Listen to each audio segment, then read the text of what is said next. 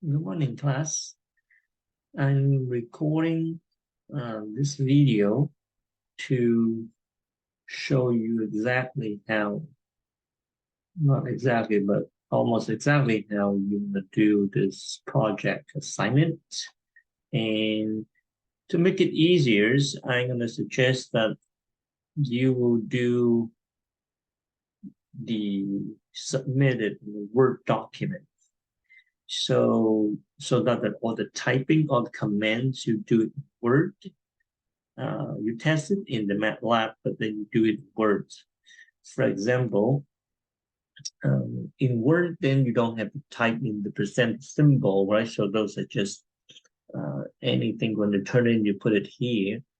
For example, here, you put name, right? So the name, and then the student ID, say 1, 2, 3, 4, 5, 6, 7, 8, right? And then for the command part, so if you're doing thing is proper number one, 1A, right? So 1A, type 1A. Then for the command, you have to do it in MATLAB before you copy it over. So let's say here, so in my examples, the student ID is 1, 2, 3, 4, 5, 6, 7, 8. Then what I'm going to do is 1 equal the last digit's 8, B equal 7, C equal 6, the last 3 digits of my student ID. Okay, so those are 876. The next thing we need to find is the sum. Let D is a name equal A plus B plus C. Now remember, every time you have an equal sign, this is called the assignment. So you assign the expressions on the right to the variable D. So the D is a name, okay? Technically, you can name anything you want, but it's asked you to name that as D. So you do that. Let's, I think, what did I do?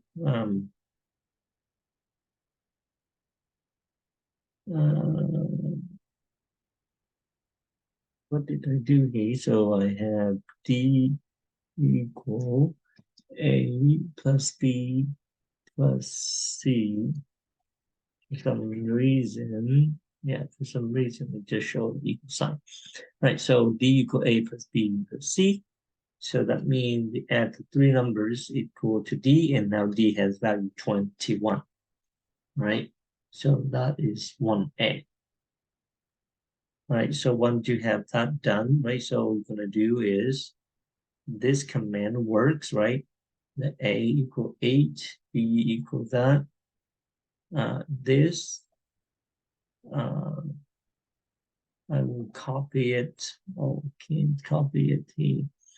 It's copy. It doesn't give me an option, so do Control C. Okay, so what I'm gonna do is I go put here.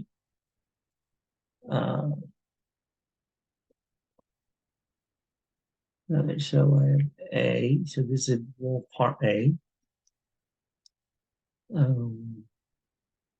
This is part A. Right, so I'm gonna type A equal 8. Then go back and I grab. Now maybe this one's easy. You can even just type B equal 7. Then C equal 6. Then D equal A plus B plus C. Okay, I think the best way is you copy it from the command window. You highlight it. You do Control C. and then you control V, put it there. And that finished the, see that one is the 1A you need to do. And then you go to the next part B. Okay, B, so what do we have to do in B?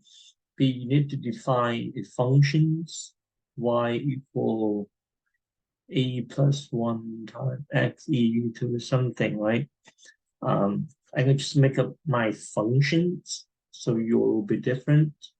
But I just make up some function, so and that functions is, let's say I'll call that I think this is ask for the name, it's ask for the name.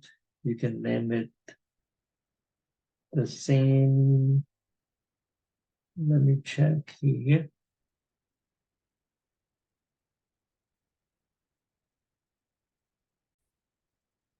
Okay, so it looks like for the 1B, you're asked to define the function either called y1 or called f of x. Make sure you only do one of them, not two. So if you choose cos f of x, again, this is just the name f of x as the functions. Then you can type f of x equal then a plus 1 and time something time you need this symbol for multiplications and exponential, that's exponential function e to the, all right, so that's e to the some functions. You can use cosine, for example, x, right? I just make up one function, okay? It's not yours. Yours is different.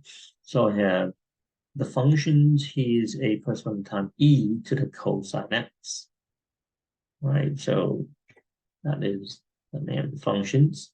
Now you see that something's wrong because it doesn't recognize what x is, because x is English letter. They recognize the a. Why? If you look at the window here, it does say a has a values 8, so they know what a means. They don't know what x means. So now it's like that it's an alien, so it doesn't understand. So in order to make for that to make sense, you have to put the since and then x. So that would tell MATLAB, no, all right, so x is not an English letter. It is a math symbol. It's a variable. Okay, so after you do this, you can see that the fifth row showed up here under the workspace.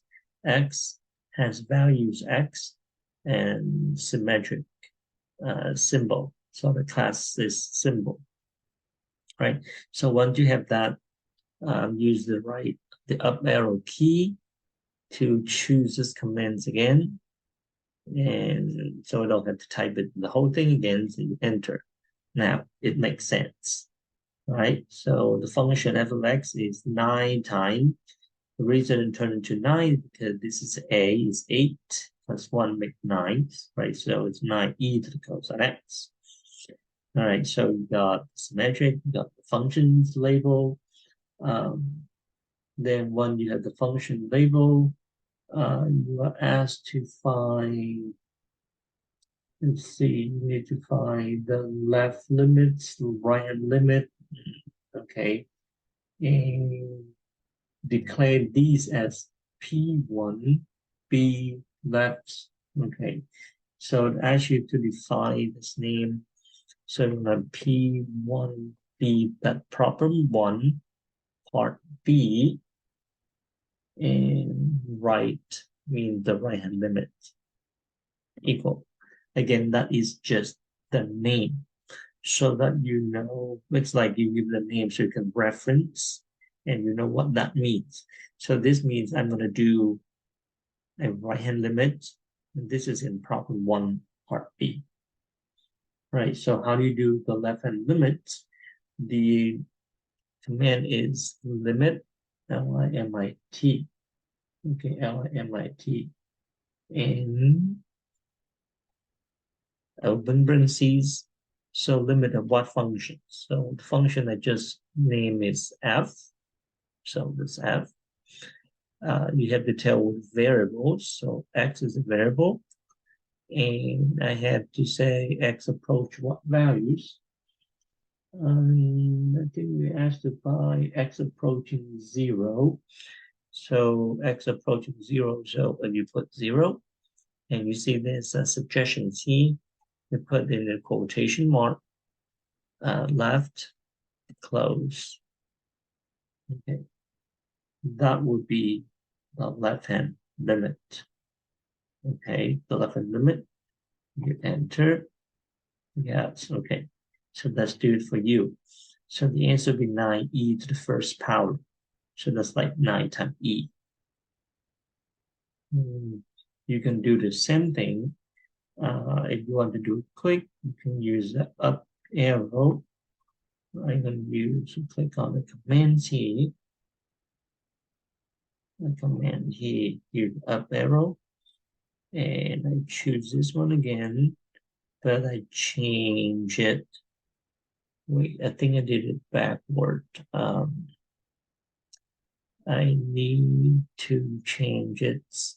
That is the right-hand limit. Okay, so I think should have done this first. So sorry. Oh, but the answer is going to be the same. Now that one's supposed to be the right-hand limit, and then I repeat this. But the name I should call is the P1B left. Okay, that is left limits. Now, but the right hand and left limits is the same in this case. And then I need to do the two-hand limit, like for both sides. The name for this one is, I think I just put it in the wrong spot. Okay, so it's called P12, I think. Yeah, read the instructions. P1B2. That's the name I should call.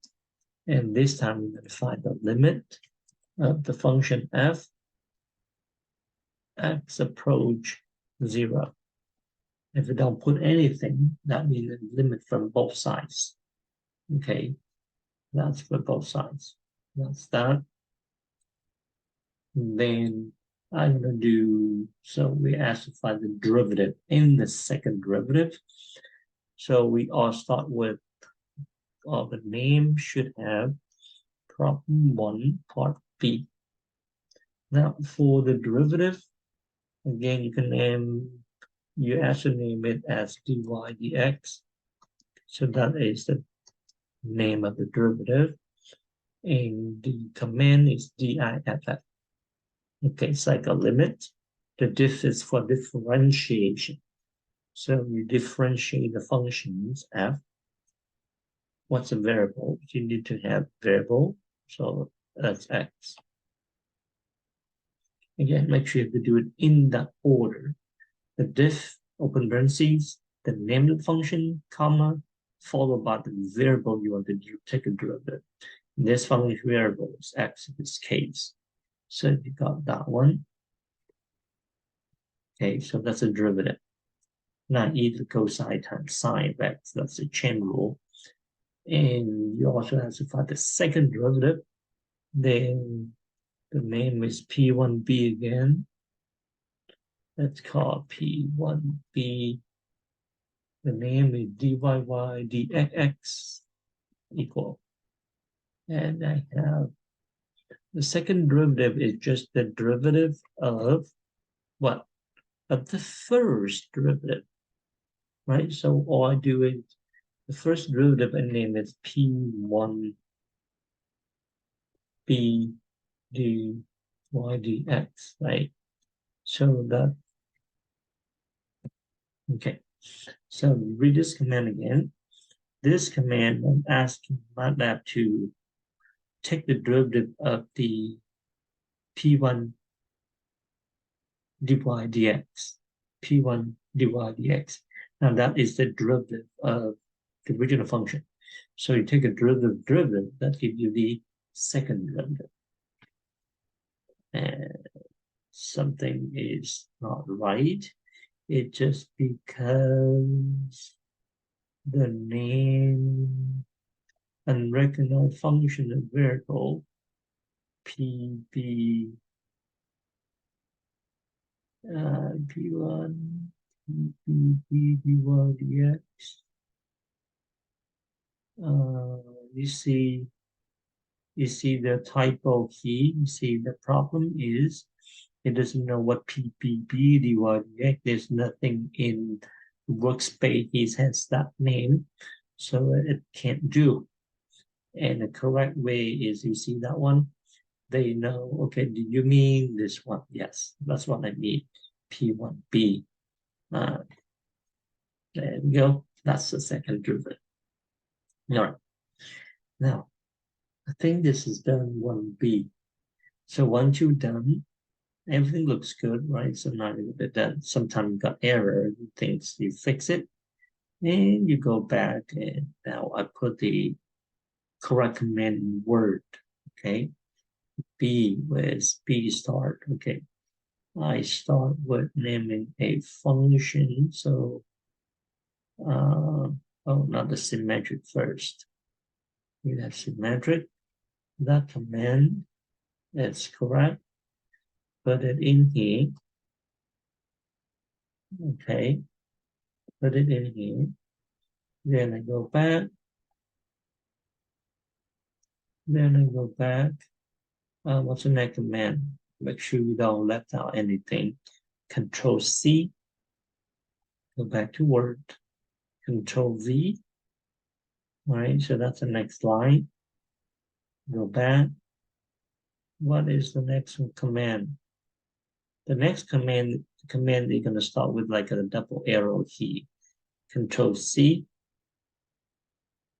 and Control V. Right limit. And next one is left limit. This one, Control C. This way you can keep track of what you turn in, right? So these are the command is correct one you turn in. And the next one is two-sided limit, that one. Control C and Control V. Okay, good. We got that. And then we got the first derivative, Control C and Control V. Right, next one, I think the last one, I believe. You know, those one I get wrong here, of course, I don't include it. So that is the last command we need to turn in. There we go. Okay. So now those are the correct command. We leave it there. That is problem 1B. Then 1C. Okay, now 1C. So again, you have to do it in the MATLAB to make sure everything is correct. 1C, we need to plot the original function f. Its first derivative, its second derivative together on the same set of axes. Okay, but limited by c plus 1, 10, and then that's going to go to d plus 25. And okay, so this one is just the graphing. Now, to have graphing, so what's a command for graphing? We do, it's at plot. Okay, at plot is command where it will graph the functions. So the function here name is f. So I do at plot f.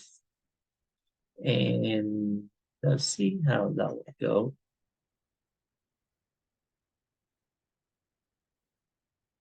Okay, so that is the graph of the function f.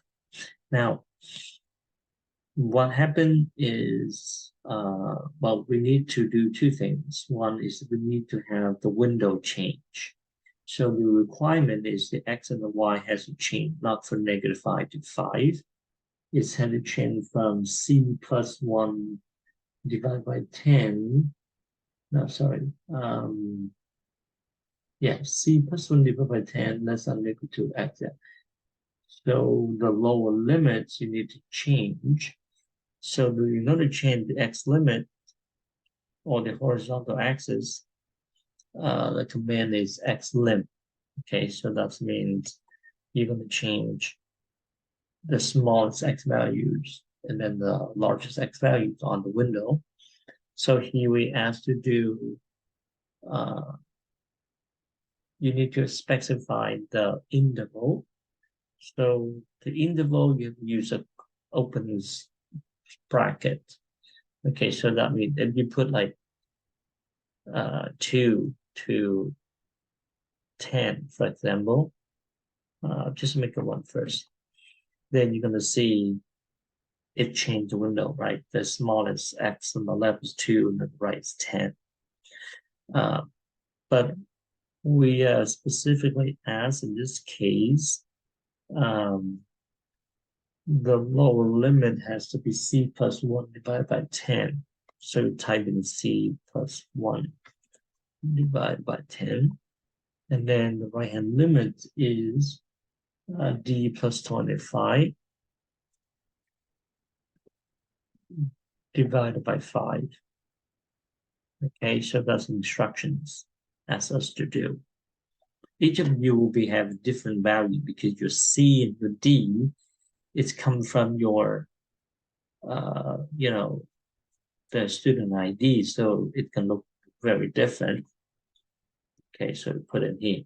So mine is basically going from, I don't know what this value is. C is 6 plus 1, 7. So that really 7/10, and then all the way to 9-ish. Okay, that is the x limit specified. And then the y limits. Okay, for the y, you are all asked to change from, so we do a y lim, and then make sure you have the bracket for the interval. We are asked to do -20 to 20, so make sure you follow that instruction. All right, -20, 20.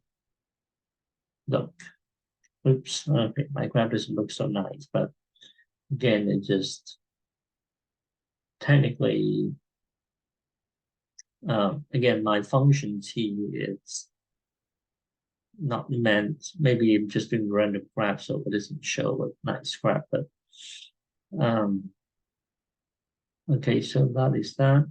Then if you want to show, if you put another graph on, this will definitely change. Well, you have a new window. So in order to make sure that we plot, so we asked to plot its derivative and its second derivative on the same window.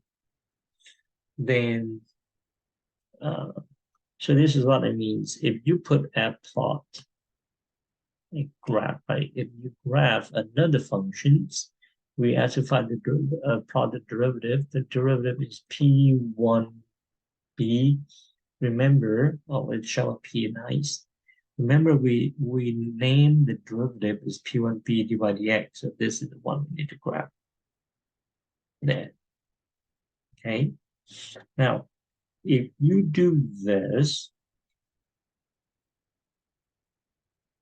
that will show up another window, and it doesn't have the other one that we had before. So the way you fix it is you need to have a command called hold on. Okay, so the hold on is, so let me redo the first 3 here, hopefully.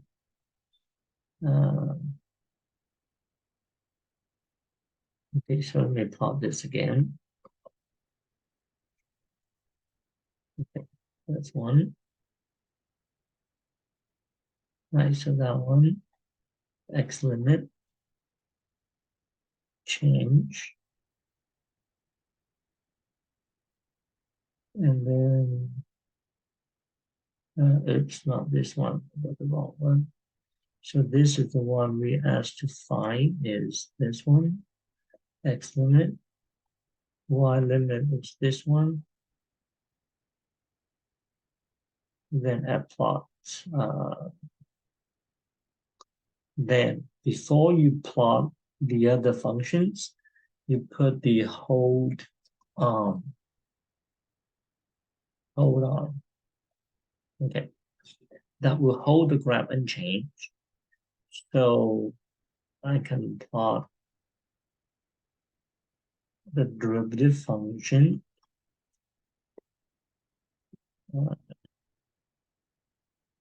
I'm missing something. Yeah, I forgot the parentheses.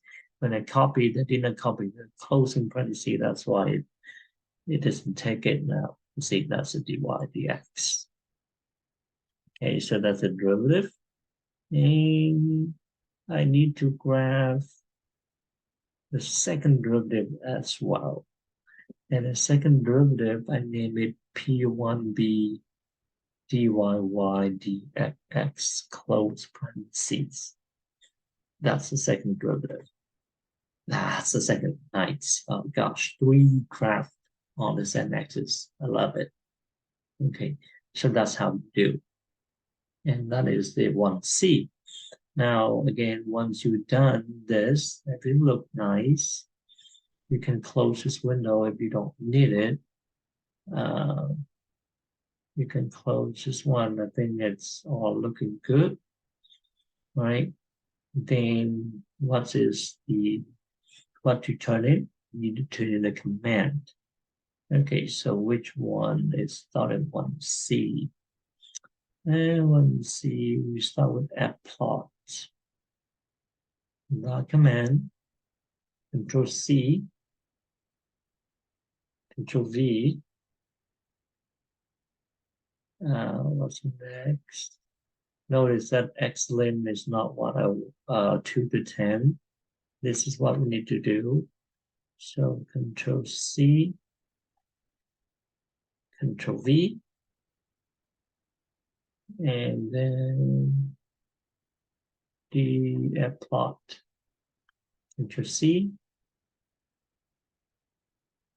Wait, sorry, I'm missing. There's a Y limit. Copy and V. So that one looks good. Right, X, Y limit.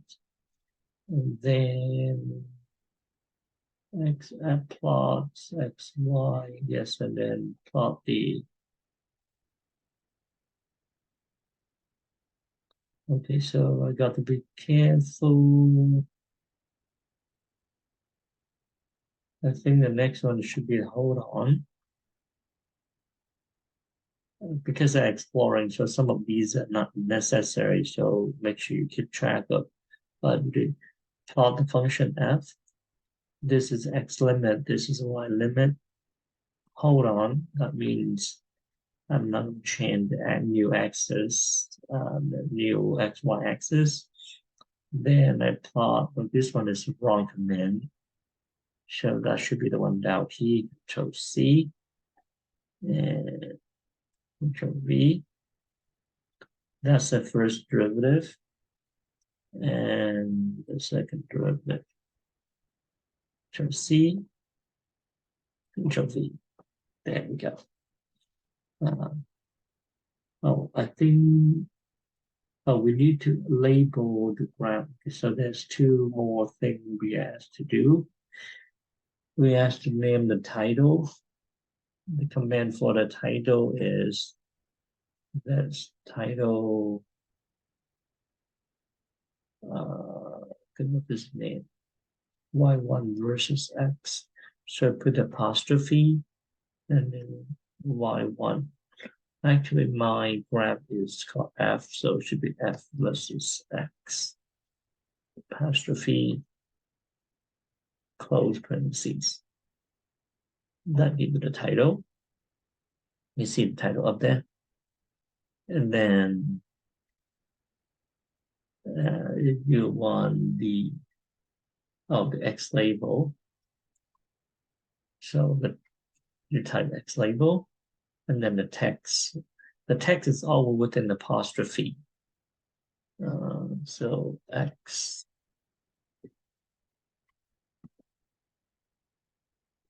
and the Y label of what F of X maybe.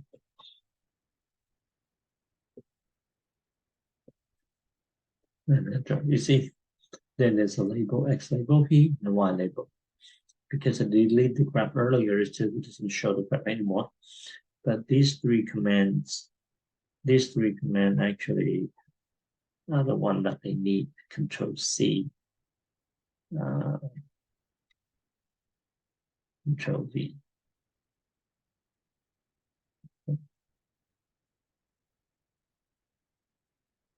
Right, so that should finish the part C. You can finish part C of that problem. Okay, and then part D. Now part D we have, okay, D is very similar. I'll let you do that. It's a different functions, a g of x, and over plotted over the domain, determine a critical location of the entire domain called the result P1D. Okay, P1D should be very similar. You plot the graph and derivative. Oh, actually, there's something different. You are asked to find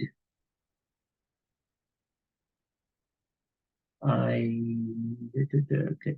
So you asked to find critical values of the locations. Okay, so let me give you critical value.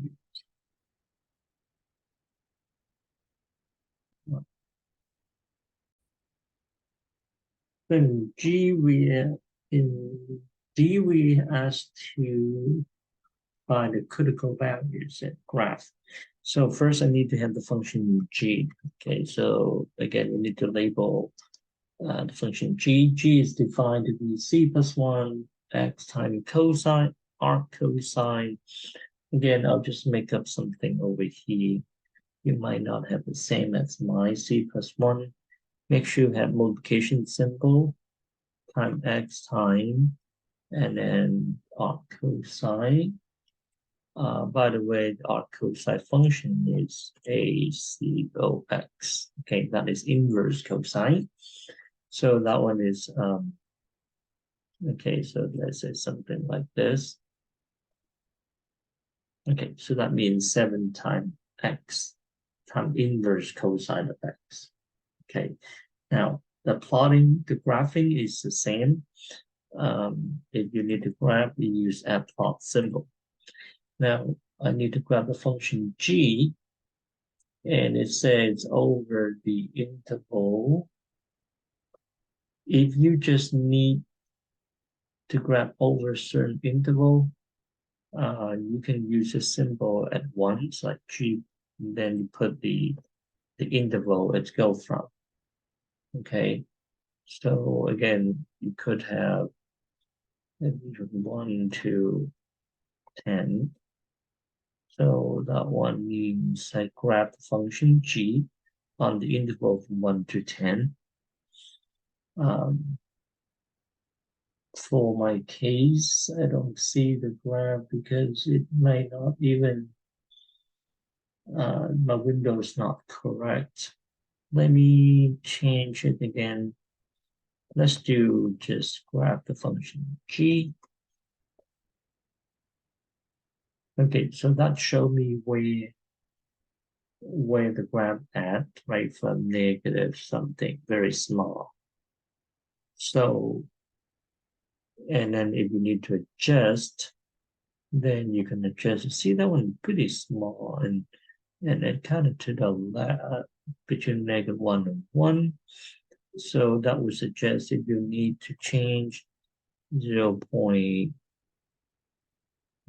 maybe to 0.3, just do something randomly. Yeah, so maybe that's how the graph looks. Again, you'll be asked specifically, uh,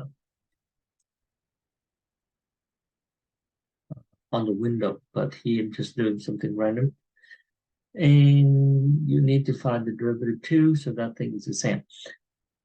The next part is you are asked to find the critical values. So remember, the critical values is where the derivative equals 0, what we've been defined. So that means you need to find the derivative, set it equal to 0, solve x. So in order to do that, you need to find the derivative of the functions. Okay, so again, when you take a derivative, it's dff of the function g with respect to x, but you need to have a name. So let's say I call dy dx. Make sure the name hasn't been used. I just name something. Let's say that's a derivative. Yes, that derivative. I call that dy dx. Now, the critical values, I call the critical values P1D. And this is, we're asked to call it P1D. So how do you find the critical values? You set the equation that we just solved equal to 0 and solve x. So we need to have the equation solving command, which is called solve. So what equations? You set the derivative, which is the one I just have, equal to 0. Okay. So this command says we solve the equation, setting derivative equals 0. Now, if you do this, it's going to be an error message. See that is an error message. The reason is in MATLAB, the equal sign is not what you think means equal. If you put an equal sign, that means the dy dx now has value 0. So that means 0 is name, has a name as dy dx. So it doesn't interpret that as an equation. So the equal sign that we usually mean, you have to use a double equal. Double equal. Now this means equal. Okay, then they turn into equations. The single equal sign is just an assigning values to someone, to a name. So if you want to mean an equal in an equation, you need double equal sign. And that's what it would do. Yes, so we solve it, and that'll be the solutions, what we call the critical values. Okay, again, once you've done, you can go and copy the command. I don't think I've done everything here, but just for the purpose of the derivative, this part. Okay, the graphing part, again, I did not do. So make sure you do the graphing part. Then you have some command before this, and this is the derivative. And after you got the derivative, you need to solve. That is a critical, that one's wrong. This is correct one. Control C, Control V. Okay. That finished the D. For E, now for E, this is what we asked to do. E, you have the mean value theorem from Cal 1, and you have to take the derivative, find the x prime, the values x0, such that the derivative equal to the right-hand side just the difference of the y over the difference of x, but using the d plus 1, negative d plus 1, and d plus 1 there. So the nice thing about what I just did is I'm using the g as a function. You can type in almost like exactly what you've seen here. So what you got to do is, okay, so you need to type in the right-hand side first, and then set them equal. So remember, you need to solve the equations. The one that I just showed you. On the left is the derivative. On the right, it's like a big expressions there. That is really the slope of the secant line. So I will label that m, and then attempt to enter the expressions on the right. So it looks like g of d plus 1 minus g of negative of d plus 1. Okay, now this is the difference. Yeah, so notice that this part is on the numerator. So I need to have a parentheses close here and the parentheses open there to mean this is my numerator divided by open and close. That is my denominator in here. So then I have d plus 1 and I have minus and open parentheses minus d plus 1. Okay. Right, so you don't need it too far, but just want you to see. So that is what's happened on the right-hand side. And yes. So it plug in, do the math, and that's to get the slope m. And then we need to solve. And this is labeled P1E. Okay, P1E. Now, P1E equal, the solutions is I need to solve the equation. So I use the solve command again. Left-hand side, dy dx, this is a derivative. Remember W equal. And the right-hand side is the expression I just entered, which is m. And solve for what? Solve for which one's variable. You need to specify variable. That's x. Okay. That's that. Boom. Yes, answer 0. Okay, so you got the solution 0. And once again, you will need to this is the expression I enter. Copy that one here. Put in here. And then this is 1E, so I need to label it E. So this is problem 1E. And then the next command is this one. Yeah, you only copy command. You don't need the output. So that's command. Okay. That finish the problem 1. Okay, yay. Then move on to problem 2 and A. Okay, just do the same thing. So I'll maybe do a separate video on that. But so that's how you do. Okay.